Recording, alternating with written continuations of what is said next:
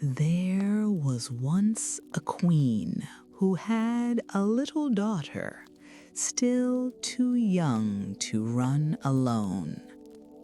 One day the child was very troublesome, and the mother could not quiet it, do what she would. She grew impatient, and seeing the ravens flying round the castle, she opened the window and said, "I wish you were a raven and would fly away. Then I should have a little peace." Scarcely were the words out of her mouth when the child in her arms was turned into a raven and flew away from her through the open window. The bird took its flight to a dark wood and remained there for a long time. And meanwhile, the parents could hear nothing of their child. Long after this, a man was making his way through the wood when he heard a raven calling, and he followed the sound of the voice. As he drew near, the raven said, "I am by birth a king's daughter, but am now under the spell of some enchantment. You can, however, set me free." "What am I to do?" he asked. She replied, "Go farther into the wood until you come to a house wherein lives an old woman. She will offer you food and drink, but you must not take of either. If you do, you will fall into a deep sleep and will not be able to help me." In the garden behind the house is a large tan heap, and on that you must stand and watch for me. I shall drive there in my carriage at 2 o'clock in the afternoon for 3 successive days. The first day it will be drawn by 4 white, the second by 4 chestnut, and the last by 4 black horses. But if you fail to keep awake and I find you sleeping, I shall not be set free." The man promised to do all that she wished, but the raven said, "Alas, I know even now that you will take something from the woman and be unable to save me." The man assured her again that he would on no account touch a thing to eat or drink. When he came to the house and went inside, the old woman met him and said, "Poor man, how tired you are. Come in and rest, and let me give you something to eat and drink." "No," answered the man, "I will neither eat nor drink." But she would not leave him alone and urged him, saying, "If you will not eat anything, at least you might take a draught of wine. One drink counts for nothing." And at last he allowed himself to be persuaded and drink. As it drew towards the appointed hour, he went outside into the garden and mounted the tan heap to await the raven. Suddenly, a feeling of fatigue came over him, and, unable to resist it, he lay down for a little while, fully determined, however, to keep awake. But in another minute his eyes closed of their own accord, and he fell into such a deep sleep that all the noises in the world would not have awakened him. At 2 o'clock, the raven came driving along, drawn by her 4 white horses. But even before she reached the spot, she said to herself, sighing, "I know he has fallen asleep." When she entered the garden, there she found him as she had feared, lying on the tan heap, fast asleep. She got out of her carriage and went to him. She called him and shook him, but it was all in vain. He still continued sleeping. The next day, at noon, the old woman came to him again with food and drink, which he had first refused. At last, overcome by her persistent entreaties that he would take something, he lifted the glass and drank again. Towards 2 o'clock, he went into the garden and on to the tan heap to watch for the raven. He had not been there long before he began to feel so tired that his limbs seemed hardly able to support him, and he could not stand upright any longer. So again he lay down and fell fast asleep. As the raven drove along her 4 chestnut horses, she said sorrowfully to herself, "I know he has fallen asleep." She went as before to look for him, but he slept, and it was impossible to awaken him. The following day, the old woman said to him, "What is this? You are not eating or drinking anything. Do you want to kill yourself?" He answered, "I may not and will not either eat or drink." But she put down the dish of food and the glass of wine in front of him, and when he smelt the wine, he was unable to resist the temptation and took a deep draught. When the hour came around again, he went as usual on to the tan heap in the garden to await the king's daughter. But he felt even more overcome with weariness than on the 2 previous days. And throwing himself down, he slept like a log. At 2 o'clock, the raven could be seen approaching, and this time her coachman and everything about her, as well as her horses, were black. She was sadder than ever as she drove along and said mournfully, "I know he has fallen asleep and will not be able to set me free."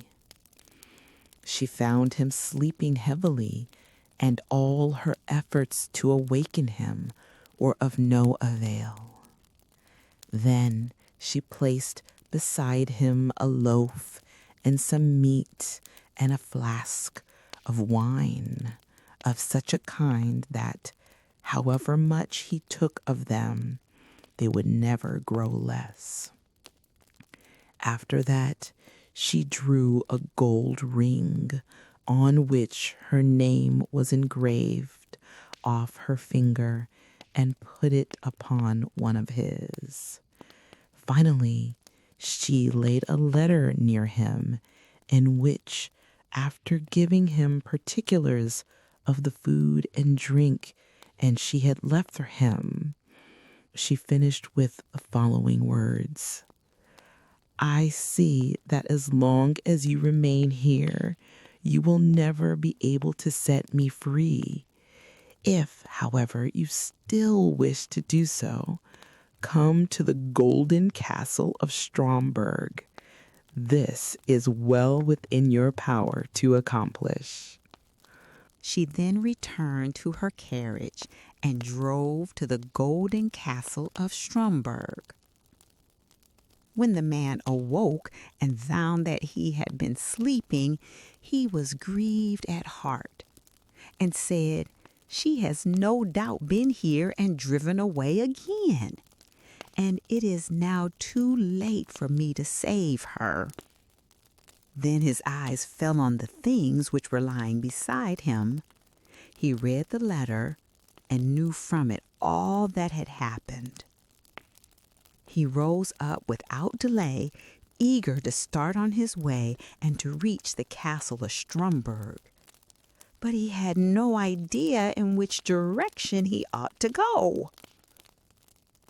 He traveled about a long time in search of it, and came at last to a dark forest, through which he went on walking for 14 days, and still could not find a way out. Once more the night came on, and worn out he lay down under a bush and fell asleep.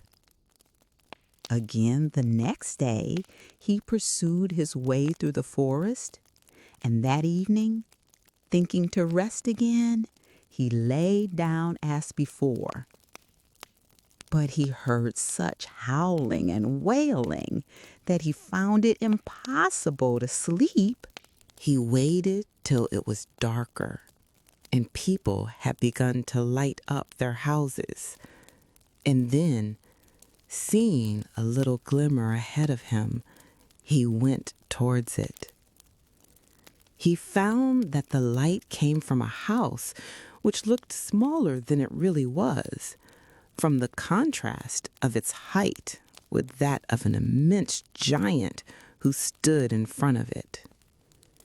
He thought to himself, "If the giant sees me going in, my life will not be worth much." However, after a while, he summoned up courage and went forward. When the giant saw him, he called out, "It is lucky for that you have come, for I have not had anything to eat for a long time. I can have you now for my supper." "I would rather you let that alone," said the man, "for I do not willingly give myself up to be eaten. If you are wanting food, I have enough to satisfy your hunger." "If that is so," replied the giant, "then I will leave you in peace.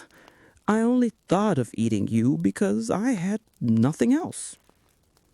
So they went indoors together and sat down, and the man brought out the bread, meat, and wine, which, although he had eaten and drunk of them, were still unconsumed.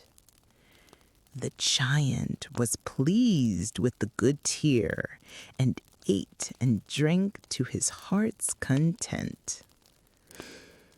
When he had finished his supper, the man asked him if he could direct him to the castle of Stromberg. The giant said, "I will look on my map. On it are marked all the towns, villages, and houses." So he fetched his map and looked for the castle, but could not find it. "Never mind," he said. "I have larger maps upstairs in the cupboard. We will look on those." But they searched in vain, for the castle was not marked even on these.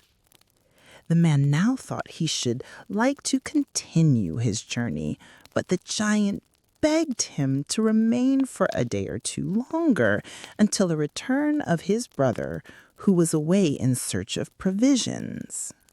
When the brother came home, they asked him about the castle of Stromberg, and he told them he would look on his own maps as soon as he had eaten and appeased his hunger.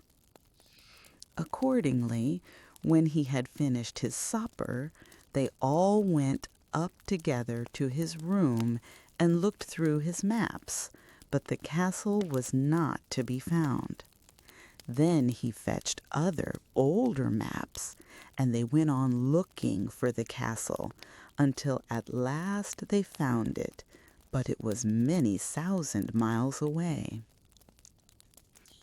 "How shall I be able to get there?" asked the man. "I have 2 hours to spare," said the giant, "and I will carry you into the neighborhood of the castle. I must then return to look after the child who is in our care." The giant thereupon carried the man to within about 100 leagues of the castle, where he left him, saying, "You will be able to walk the remainder of the way yourself." The man journeyed on day and night until he reached the golden castle of Stromberg. He found it situated, however, on a glass mountain, and looking up from the foot, he saw the enchanted maiden drive around her castle and then go inside. He was overjoyed to see her and longed to get to the top of the mountain, but the sides were so slippery that every time he attempted to climb, he fell back again. When he saw that it was impossible to reach her, he was greatly grieved and said to himself, "I will remain here and wait for her."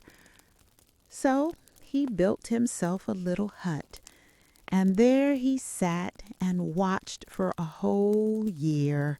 And every day he saw the king's daughter driving around her castle, but still was unable to get nearer to her. Looking out from his hut one day, he saw 3 robbers fighting, and he called out to them, "God be with you." They stopped when they heard the call, but looking around and seeing nobody, they went on again with their fighting, which now became more furious. "God be with you," he cried again, and again they paused and looked about, but seeing no one, went back to their fighting. A third time he called out, "God be with you," and then thinking he should like to know the cause of dispute between the 3 men, he went out and asked them why they were fighting so angrily with one another. One of them said that he had found a stick, and that he had but to strike it against any door through which he wished to pass, and it immediately flew open. Another told him that he had found a cloak which rendered its wearer invisible, and the third had caught a horse which would carry its rider over any obstacle and even up the glass mountain. They had been unable to decide whether they would keep together and have the things in common, or whether they would separate. On hearing this, the man said, "I will give you something in exchange for those 3 things. Not money, for that I have not got, but something that is of far more value. I must first, however, prove whether all you have told me about your 3 things is true." The robbers, therefore, made him get on the horse, and handed him the stick and the cloak. And when he had put this round him, he was no longer visible. Then he fell upon them with the stick, and beat them one after another, crying, "There, you idle vagabonds, you have got what you deserve. Are you satisfied now?" After this, he rode up the glass mountain.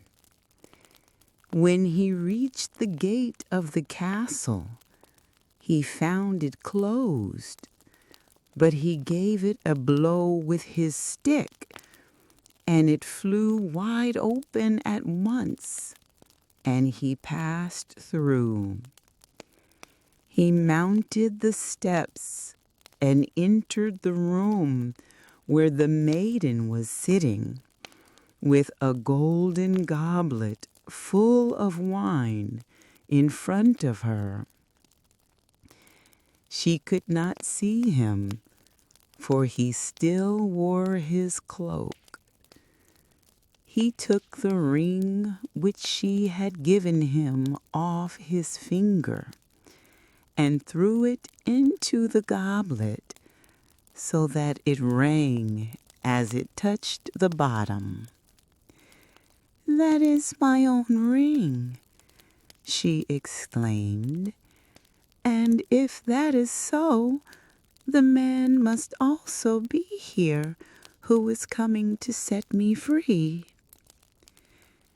She sought for him about the castle, but could find him nowhere. Meanwhile, he had gone outside again and mounted his horse and thrown off the cloak.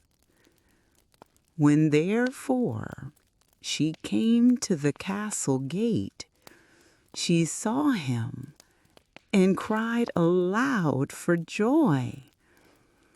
Then he dismounted and took her in his arms, and she kissed him and said, "Now you have indeed set me free, and tomorrow we will celebrate our marriage."